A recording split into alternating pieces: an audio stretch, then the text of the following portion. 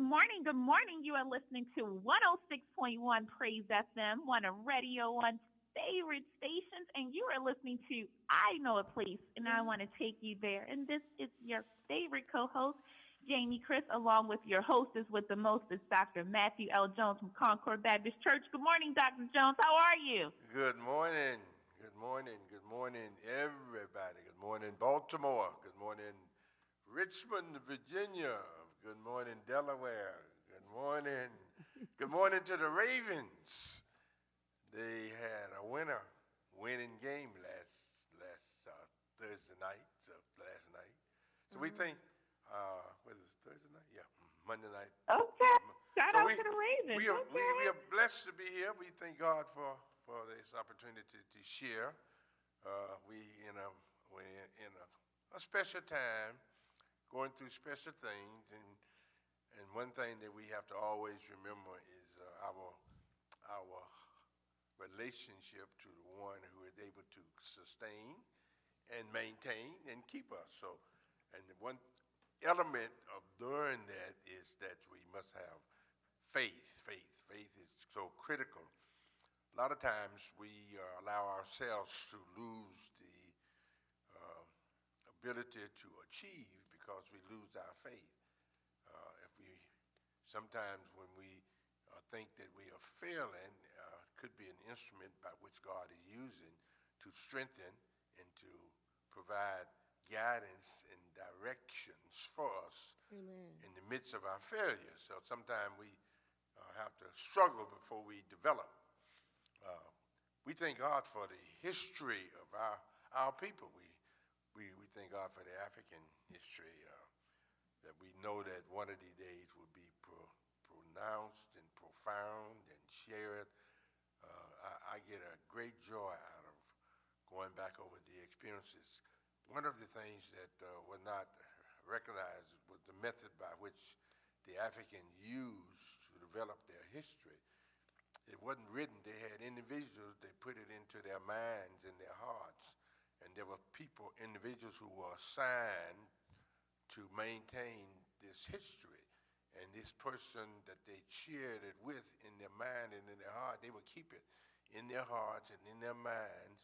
And when the time come, they would move it to the next generation. Yeah. And they would teach the next generation about all of the history and experience that the African people had gone through and how they were developed and everything. All of this is shared into the next person who is to maintain this within this in his mind and in his heart. I believe they were called griots. Well, there are several different. There's several different names, but I won't get into too much precise details, but we will be. One of the reasons I am saying this is because, like the song says, I know a place, and I'll take you there. That's the name of our talk show, I Know a Place, and I'll take you there. One of the critical things that we don't understand and don't recognize is that is the purpose of the Bible. That's the purpose of the Bible, to help you to identify that place, and taking you there will be installing the powers that are demonstrated in the Bible into you. That's what taking you there. But I know the song that we use, I know there's no more crying. See, when you have faith and trust in God, there's no more crying. It means that the crying that you see and you're having is joy. You know, all tears are not sad. I remember when I went through this tragic experience in being in the hospital, and the doctors had announced that they had no cure for me.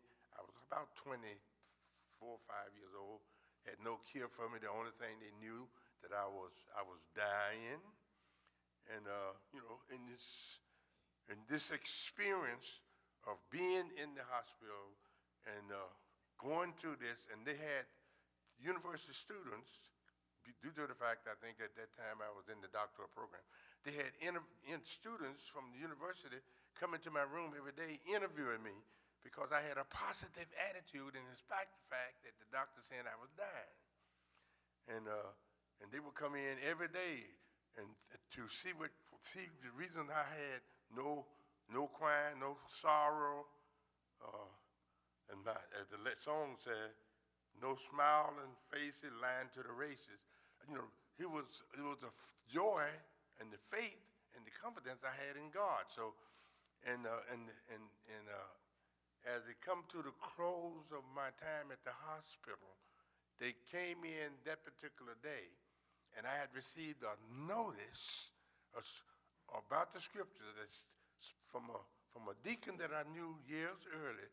He sent me a note that said, as the Lord told me to tell you, as I was with Moses, so will I be with you.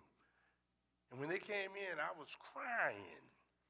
And they tried encouraging me, telling me not to, don't be crying. I said, look, I'm not crying because I'm sad.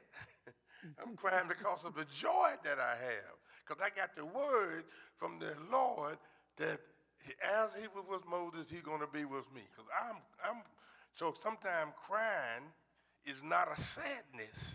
It's a joy that I experienced that day. I was crying.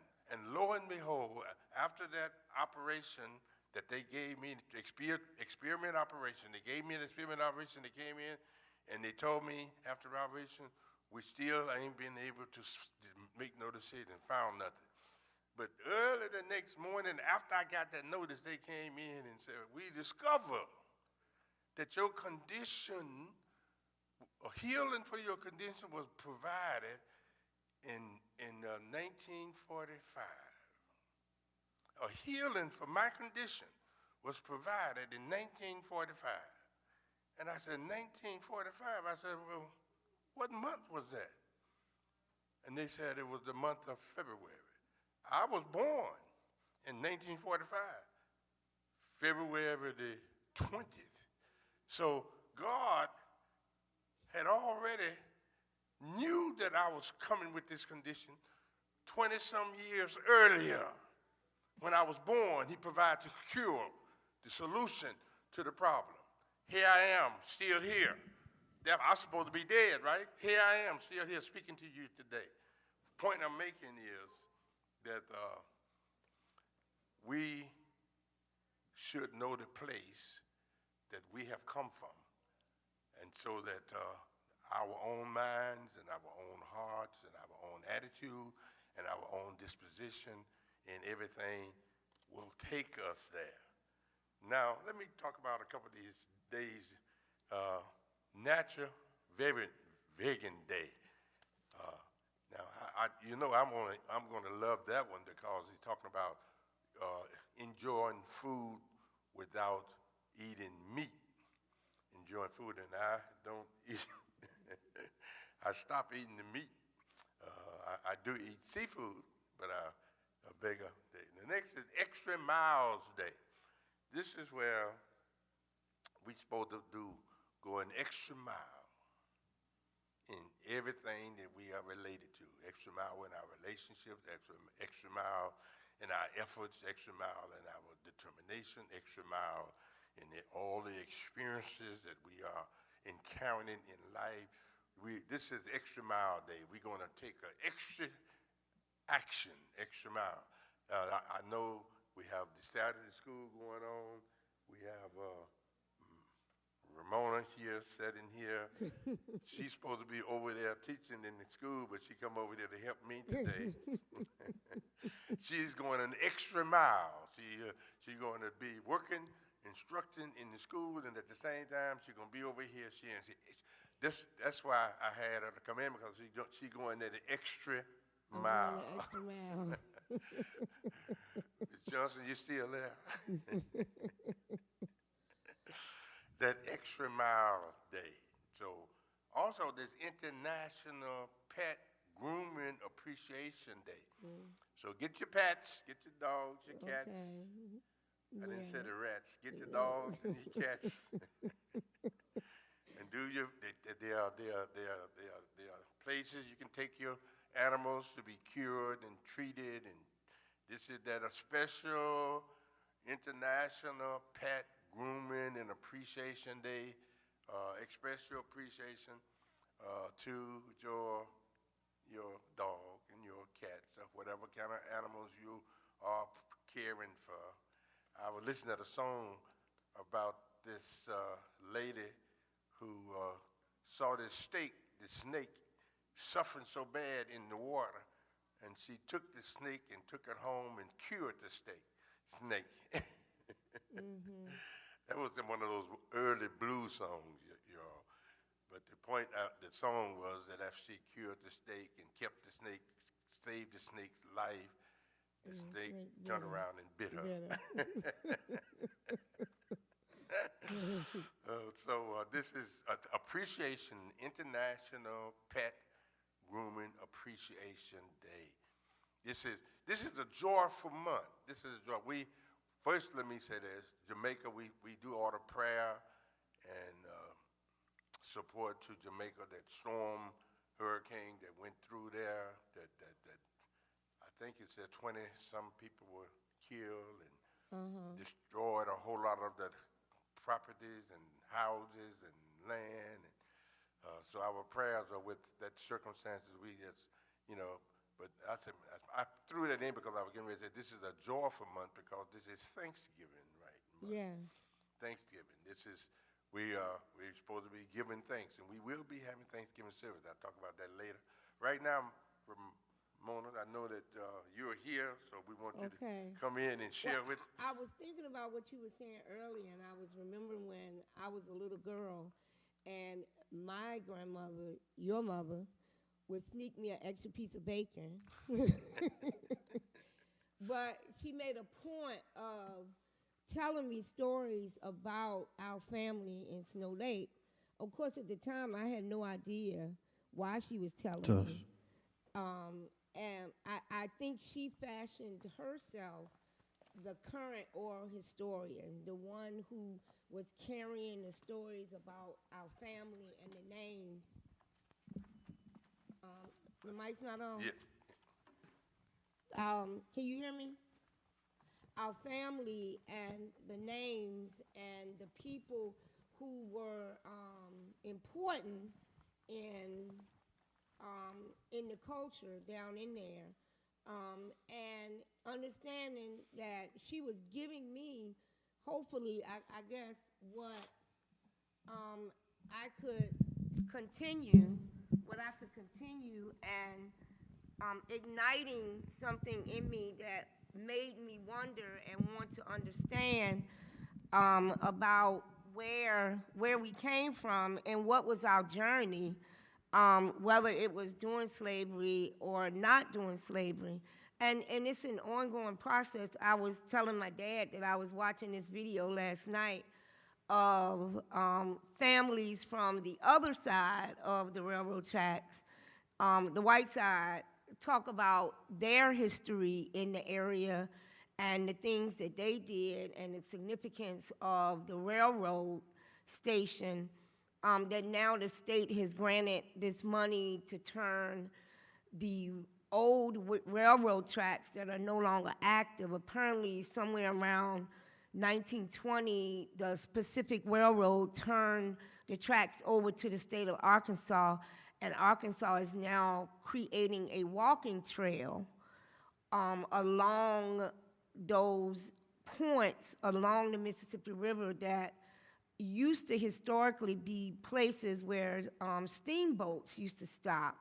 And then that ended when the railroad came, and now the railroad is gone, and so they're creating a bike/walking trail, which is probably a total of about 30 miles from Helena, I think it's Helena, all the way down past Snow Lake. Yeah, it's 50 miles from Helena. Okay. However, but from Snow Lake to McGee, see, we were right to McGee. We were in Desha County. Desha County, the head of Desha County is McGee, but McGee, in order to get to McGee, we had to get on the train and go about that 30 miles to McGee. But if there's no train track now from Cane Ridge, I say we're from Cane Ridge. Right. From Cane Ridge, from Snow Lake, you have to go about 100 and some miles all the way around to get to McGee, which is just 30 miles away from which DeShay County. DeShay County, McGee is in DeShay County. Right. Our farmland, original farmland that we have was in DeShay County. We do have land in Phillips County, but this was in DeShay. Phillips County is in Helena, near Helena. Near Helena. Yeah, well, Helena is in Phillips County, it is in that DeShay County area where the railroad. Now this is what I said, that they should have changed that railroad since they moved. When I grew up, I used to catch the train and go to McGee to see Aunt Minnie. Okay. Aunt Minnie lived in McGee, and it was only 30 miles away, but I would get on a train. I was very young, get on a train and go to McGee. Now, when I go to Snow Lake and have to go to DeShay County, I have to go drive all the way around 100 and some miles. Right. In order to get to McGee. McGee. So now, what I say what they should have done. Well, they're creating that. They're sealing off the roadway, and they're creating a path. Well, I'm saying what they should have. I think they should have put a highway on that train track. Okay. Rather than a walking path, I think they should have. That train was all the way through a real nice structure, all the way through to McGee. And they created this historical stations. I think that's what they could get paid for. That's where the money was, to create historical sites. Well, one of them. And it's nice. Like they actually have a bathroom, like walking, a rest stop. But it's 30 bathroom. 30 miles is quite. Well, you can use a little moped. Oh, okay. Or it's wide enough for one of them little dune buggies. Yeah, it was wide enough for a highway. That's what I'm saying. Yeah, I mean the way they've sectioned off and blocked off some things, and you can see it actually going all the way up. If you paying attention, I was paying attention because when I wrote my play called The Delta, in the play the men are singing about the railroad coming and the freedom they were going to have to be able to sell their crops and not have it filtered through the white landowners on the other side. They could go direct to market, and the railroad gave them the opportunity to do that. Yeah, we always went to Helena when sold our right, but crops. this would have been prior to 1860. Yeah, okay. No, prior to 1880, and that was around the time when the railroad came through.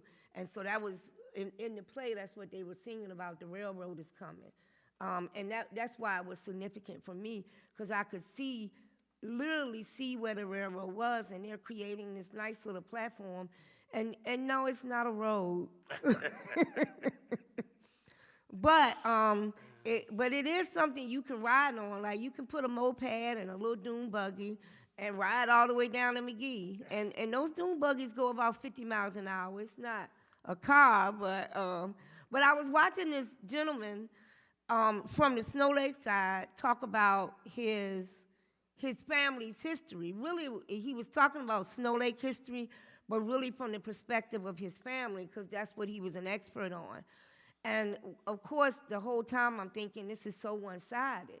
Even though he did bring up you black folks that were down there. He talked about how the African-American population at one time was like 58% of that area, and how all of the population now, most of the people have moved away and it is dwindled. But not recognizing that the landowners, like he still said, yeah, we own land, but we don't live here. I think he lived in Pine Bluff. Who that? The gentleman, Michael Jones, that was doing his speech at the Historical Society. So I think, so one of the things as we uncover our own African-American history, I think it is good for us to match that or fill in the gaps. I think we have to talk to the majority side in order to understand because I'm 100% certain he has information that I cannot decipher from U.S. censuses or like he's going to know who owns slaves. Well, one thing and where the slave rolls are. Yeah. One thing that section, one thing that it was French territory, and from and up until 1818, it was no slaves in that section because France didn't allow slaves. So there was French territory. But in 1818, the United States bought the land from France. I think it was 1803. No, 18. In 1818, they started giving plots away to soldiers from the 1812, the War of 1812. So prior to that, it still functioned like it was still in French territory. Mm-hmm. Well, I know our people were ordered off the land. They had a lot of land that I call King Ridge. It was 5 miles from Snow Lake, and in the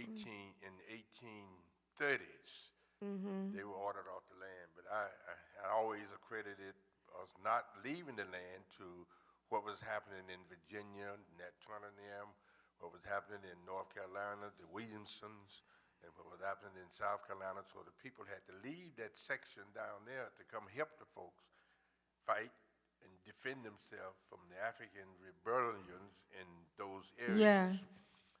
When they got back to us, the Civil War had broken out, so that's why we still own. Well, Moses, I believe, refused to leave. Yeah, well, there were a lot of us. Some left, but a lot of them refused to leave. A lot of them refused to leave because they had already been kicked out of Kentucky. Yeah, that's right. And he was like, the problem that created was when a large group refused to leave, and the ones who did leave, the stipend they were receiving from the federal government did not follow them to Louisiana. The money kept coming to Arkansas, and then when the Civil War broke out, it was just cut off completely, and they ended up receiving more money by working with the Confederate States. But I do know that even though Moses Stewart was listed as a Confederate soldier, you can tell all during the war he is signing off on passports for people to go out of the country. So like he's using his station to hide people. To get people safe who might have been killed in captivity. But that was common for some of the folks. Stewart's, I know that goes all the way back to the 1700s. Yes.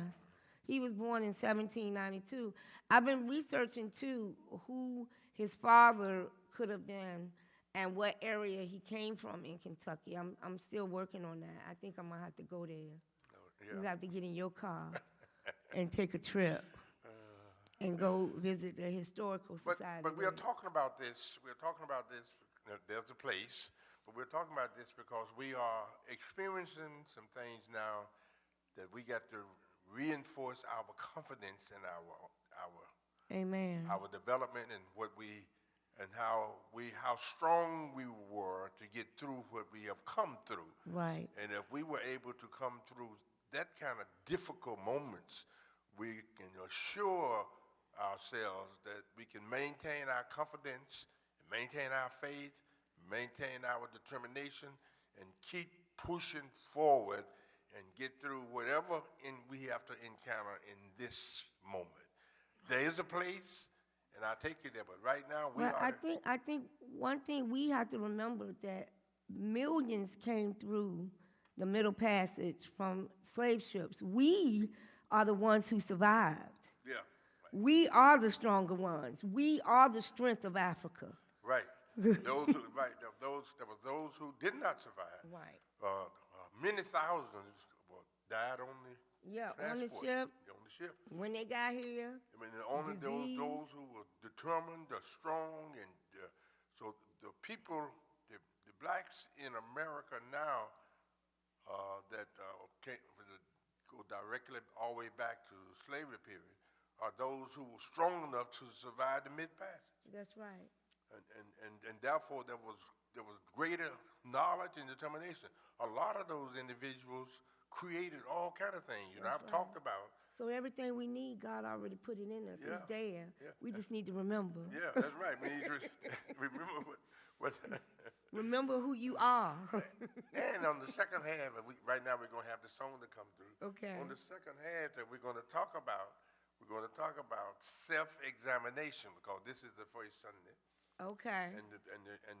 Okay, Communion Sunday coming up, self-examination, some cleansing going on, huh? Yeah, examine yourself, self-examination. This is why we're talking about the African sharing and what we have come through. You know, examine yourself. And that's what... After we make a change, right? We got time to make a change, right? Yeah, that's right. Self-examination. So if I follow the song, we're going to spend a lot of time on steps and methods by which you can examine yourself and recognize the strength that you have within your own self. Amen. Right, Ms. Johnson? Yeah. The song will come now. We come in with a song, and after the song, we come back. Okay. That's right. Time to make a change, and we are the people, and we can do it. Let's go, song. Yep. Here we go. Oh, yeah.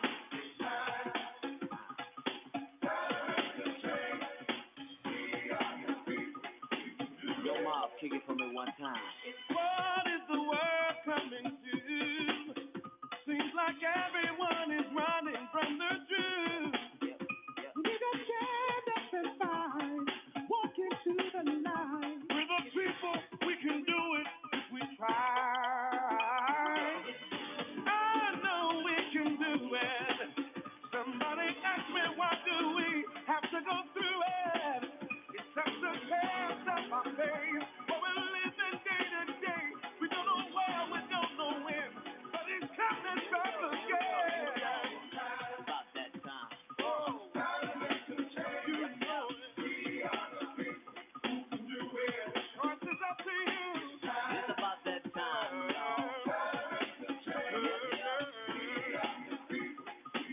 Yo, Mob, kick it for me one more time. It's Jesus is spreading mighty fast.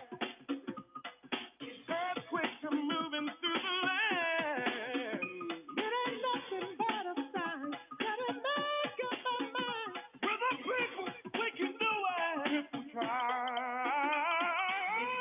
I know we can do it. Somebody ask me, why do we have to go through it? It's just a test of our faith. We just live it day by day. Don't know when, don't know when, but it's coming back again. About that time, y'all. Gotta make a change. You know, we are the people who can do it. It's time. Gotta make a change. We are the people who can do it. Here we go. Well, it's time to make that change. People of the world today are fading. All of us have our ups and downs. You better think about it or you won't be around. What we need is a little bit of love. Sent by one from heaven up above. Take a seat, it's simple and plain. This ain't no game, you know what I'm saying. I know we can do it. Somebody ask me, why do we have to go through it? It's just a test of our faith. We're living day by day. Don't know where, don't know when, but it's coming back again. It's about that time, y'all. Gotta make a change. That's right. We are the people who can do it. Gotta Touch make the that joy. change.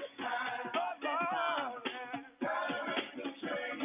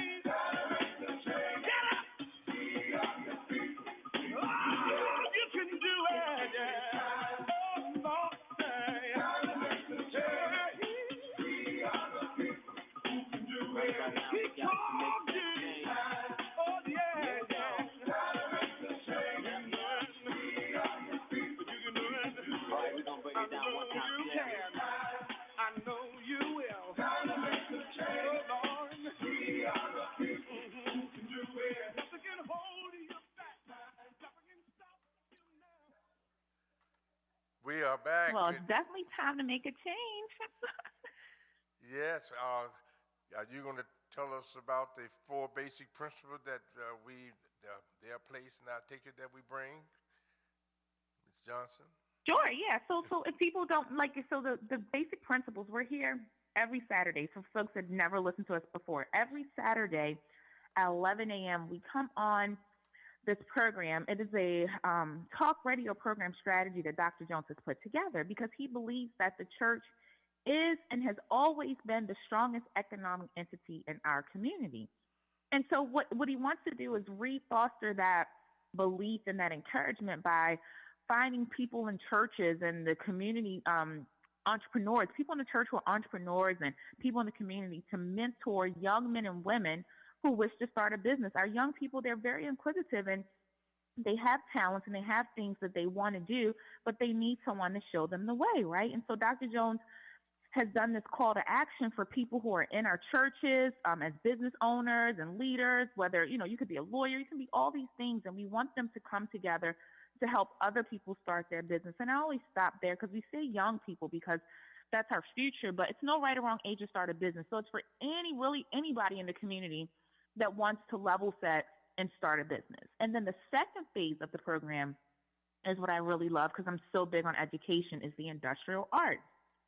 Dr. Jones has done all of this research, from other states to other countries where they have the arts in the school system, whether it's the trades or their talented arts, like all the things that involve, all the things that will foster some type of sustainability later in life, but definitely the industrial arts, how they should be put back into the school system in elementary school. Because by the time these kids get to high school, they'll have the sustainability, the amount of hours, and all of the, traits that they need to be fluent in whatever it is that their talent is or their trade is or whatever, however you want to look at it, right? But you understand the concept. And so if we do that, our kids will be better off, especially those who don't have the opportunity to go to college, may not want to go to college, but they'll have something to build upon, whether they start a family or they can go into the work industry, but they can provide for themselves. And then that leads to the last phase, and that's talking about home ownership. And you guys just heard Dr. Jones talk about his family and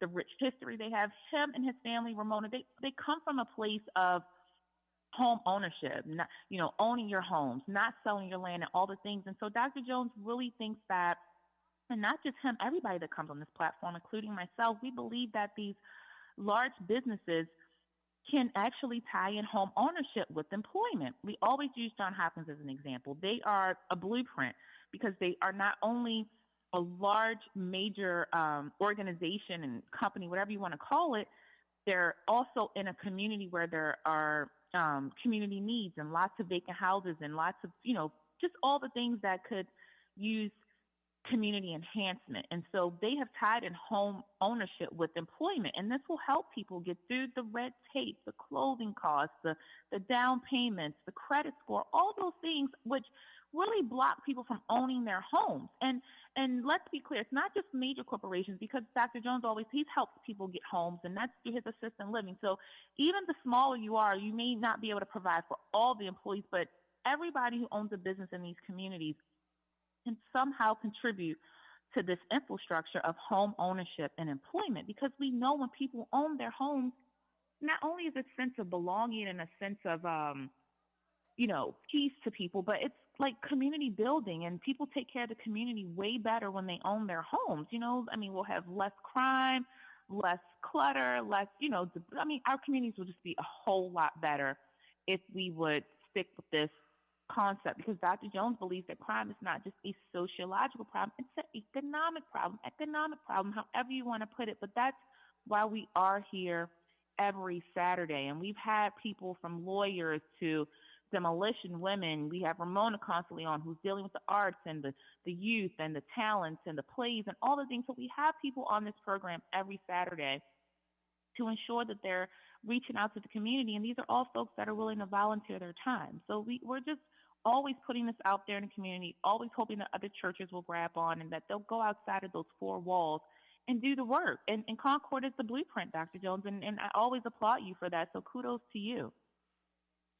Yeah, and we greatly appreciate it to the mayor of the city of Baltimore and those who, I think there was a special program that they are doing a similar type thing, trying to reach out into the community and effectively reach individuals who may have, circumstances or problems or doubt or questions, feel that they don't have the opportunity or the chance, or sometimes maybe feeling like they've been rejected and not appreciated enough to be given the opportunity.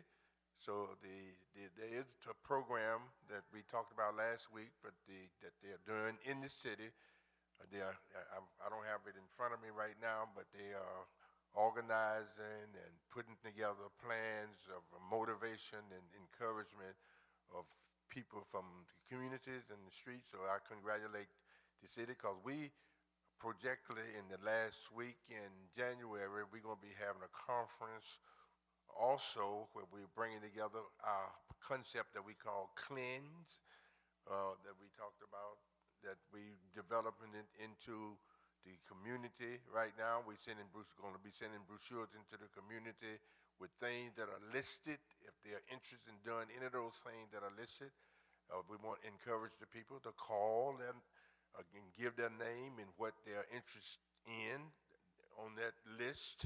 So when we do have the conference and the training and the organization in the last week in January, we invite all those people who have called. We invite them in, and we will attempt to do those who want cooperation or LLCs. We're going to attempt to do it on site, and those who want to be tied in with banks or businesses, we're going to try to make sure that we have some businesses directly on site present that you can be tying yourself into, or we're going to have at least one of our major banks on present that you can be able to have a relationship with the bank. So we're going to put all of this together, and it'll be available on site when you come, so that you'll be giving guidance to individuals who have already have businesses, already done. We have the lawyer on site, lawyers on site that will be also provide assistance. So we're going to be doing this in order to reach out into the community. Like I said, that we thank God for the city and the government. They are also pushing and doing the same thing, because I think it is my position and belief that the assignment of the church, not just is to develop and strengthen and bring provisions and provide in the community, not just the state and the city and the police. I think it's the church's responsibility. I think God have called the church to do it, and that's what self-examination is about. Examine yourself and see whether or not you are of the faith. It's critical to understand the necessity to examine yourself, because in the Gospel of St. John, that 13th chapter and the 14, 15 verses, Jesus said, "A new commandment I give to you, that you love one another the way I have loved you." So the critical thing of self-examination is, do you love yourself? Love one another as I have loved you. And it's so imperative that that reason why we are focusing this week on self-examination at Concord is because it's Communion Sunday. And one of the things that Paul instructed the people to do was self-examination. And he said, you're going to look at yourself, because you're coming together to eat of the bread and to drink of the cup. And he said, whosoever shall eat this bread and drink this cup unworthily shall be guilty of the body and the blood of the Lord. He said, but let every man examine himself, and then let him eat of the bread and drink of the cup. So you are to check yourself, examine yourself. In other words, he's saying that you shouldn't be eating this bread and drinking this cup if you are not saved. He said, this is a symbol that you have faith and that you have been saved. And when you're talking about being saved, is that you have developed the positive attitude. You have developed a positive spirit.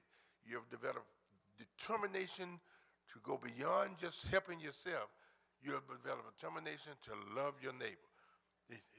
Here, the scripture also talk about in the 22nd chapter of the Gospel of St. Matthew, the greatest commandment. Remember the guy came to Jesus and said, what is the greatest commandment? And Jesus said, the greatest commandment is that you love the Lord thy God with all of your heart, all of your mind, and all your soul, and all of your mind. And the second is the same as the first, that you love your neighbor as you love yourself.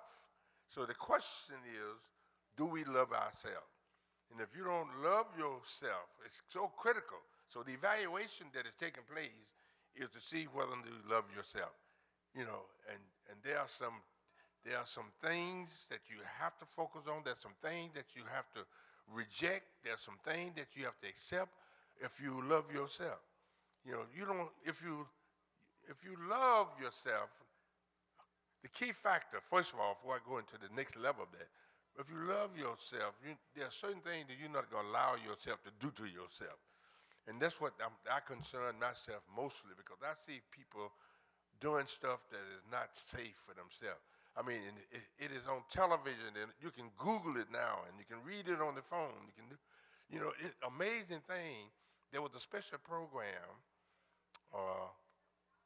presentation on television of how they are having a major entertainment and partying and stuff without having alcoholic liquor, because drinking liquor, I think the Bible says a little bit is not going to hurt, but becoming drunk, when you become drunk, you have damaged yourself.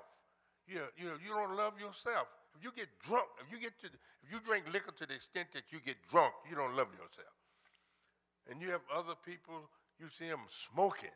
They had a special about 6 months ago on how many years that you lose of your life if you smoke. I think they said you're going to lose 10 years, and if you don't lose the 10 years, the last 20 years, you're going to wish you were dead. Now, if you love yourself, are you going to do that to yourself? Are you going to treat yourself that way? I mean, the challenge that we have here is that you're going to examine yourself and see where you are. Now, Paul is talking about another step further. He's saying that you have to also recognize some things in the process of your examination. He's saying that you have to recognize, first of all, he said, that your regular birth, where you were created from earth, is inadequate.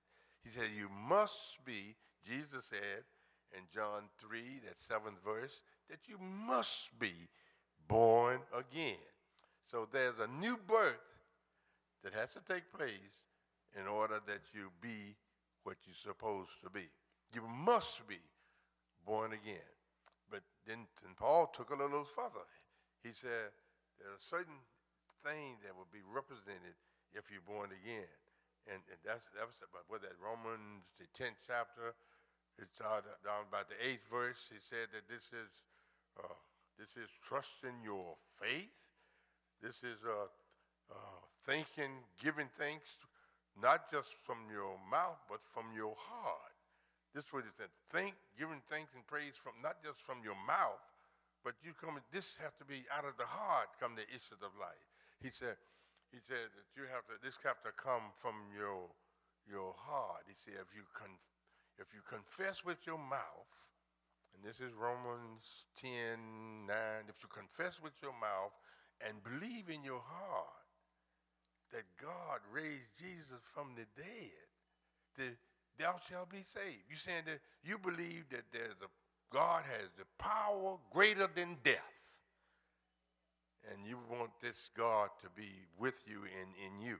So he said, and you confess with your mouth. It is necessary that we have this type of disposition and this type of attitude as we deal with our self-examination. He goes on to say that when you start talking about the greatest commandment is to love your Lord, thy God, with all of your heart, your mind, and your soul. And the second is like unto it, or the same as it. You love your neighbor as yourself. Now, sometimes we get caught up on that because my theory is that he's not talking about the person who lives next door to you. He's talking about the person who is next to you. Your neighbor, the person who is next to you, whether he's sitting at the church beside you or whether they're walking down the street beside you, whoever near you, love them the way you love yourself. Love your neighbor. Love the person, anybody that is near you. You know, sometimes we have our greatest opposition, greatest struggle is people that are near. We have strange attitude and feelings about people that sometimes real near. Even sometimes they be our own relatives, our own kinfolks, our own working partners, or working in the same business. We create this negative, nasty attitude. And that takes away the God out of you. What cause First John, the 4th chapter said that we are conscious and aware of the fact that God has loved us. We are conscious of the fact that God has loved us, and we suppose it goes on to say that God is love, and who abide in love abide in God, and God in them. So if you have love in you, then God is in you. And if God is in you, is there anything then too difficult for you to maintain and do? Is there any element in your life that you cannot overcome? Is there anything that God cannot do? If you got love in you, then First John, the 4th chapter, the 16th verse tells us if you truly have love in you, you got God in you. And if you got God in you, then you have the potential to do anything. The scripture, the psalmist talk about how God created the world, created the lake, created the grounds, how all of the things that we should, and what we have to also recognize, God created us. We are created by the power of God. I know that man developed woman, and woman bring forth now men. A man is born from a woman. And, there's special scriptures in relationship to understanding the point that I'm making here is that the person that you're supposed to be supervising, they said a man's supposed to be the head of the house. The person who is supervising is the one that God has demonstrated have brought you into this world. So it's helping you to not to take the wrong attitude about greater things or lesser things. That's the problem that some of us have. We think that certain things are great and certain things are less. Sometimes the lesser things, Paul said that God is stronger in me because of my weakness. Sometimes the lesser things is the blessing that God has provided for you. So don't allow yourselves to determine the definition of the experiences that you're going through. You have to have a relationship and the understanding of the word and what the word directives that the word gives us. So it is saying to Concordians tomorrow that if you have not examined yourself and found yourself worthy through the presence and the power of God, then you should not eat this bread, because we're going to be giving communion, or drink this cup. Tomorrow. Yep, that communion, that's going to be, Dr. Jones, that's going to be a great message. I plan, hopefully I can just tune in and get a snippet. If not, people can go back and watch it. They can follow us on Facebook and as well as YouTube, Concord Baptist Church, Baltimore. And they can also listen to you tomorrow at the same on the same station on 106.1 at 5 p.m. Is that correct? 5 p.m., correct. Right? That's correct. We're going to pray you come back on tomorrow at 5 p.m. We live at 5 o'clock. At 5 o'clock. Live at 5. I love that. That's where I got to Concord, you know. 5. They came through Richmond when I was live at 5, and they called me back and said, hey, we heard you. They were coming from North Carolina trying to collect a pastor here. And they said, we heard you live at 5 when we came through Richmond. Can we get you to come up here for an interview? I said, I'm not looking for a church. I know that's right.